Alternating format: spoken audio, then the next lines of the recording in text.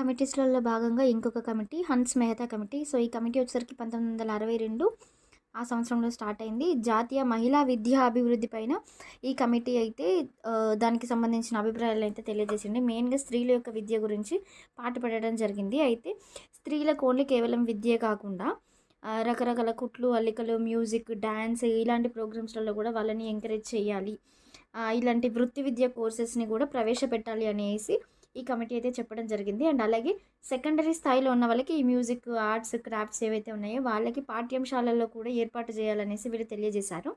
Next ఎట్లాంటి లింగ వివక్షత ఉండొద్దు. ఒకవేళ లింగ వివక్షత ఏదైనా పాఠశాలలో కనుక ఉంటే ఆ పాఠశాలలని తొలగించాలి అనేసి తెలియజేశారు. అండ్ లైంగిక విద్యని కూడా పాఠ్యాంశాలలో ఏర్పాటు చేయాలి అని తెలియజేసిన కమిటీ హన్స్ మెహతా కమిటీ. పిల్లలకంటూ అవగాహన కంపల్సరీగా ఉండాలి అనేసి ఈ ఈ కమిటీ యొక్క ముఖ్య ఉద్దేశం. నెక్స్ట్ బాలబాలికలందరికీ